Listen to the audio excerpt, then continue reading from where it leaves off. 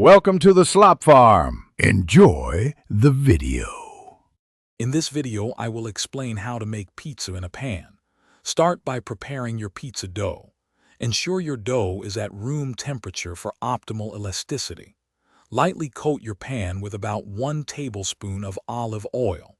Gently press the dough into the pan, stretching it to cover the entire bottom and slightly up the sides. This creates a perfect base for your delicious pan pizza. Now let's talk about the heart of your pizza, the sauce and toppings.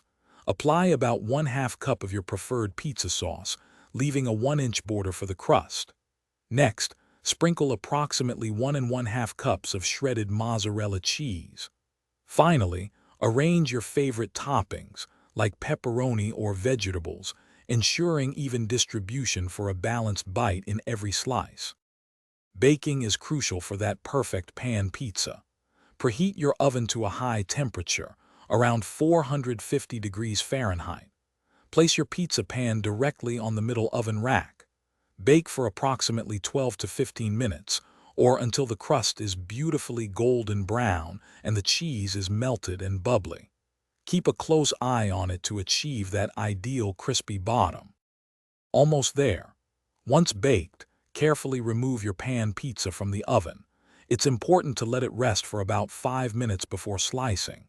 This brief resting period allows the cheese to set properly and prevents your delicious toppings from sliding off. Then, slice your pizza into 8 generous pieces and serve it hot to enjoy the ultimate homemade pan pizza experience. Thanks for watching. Consider subscribing if we helped you today.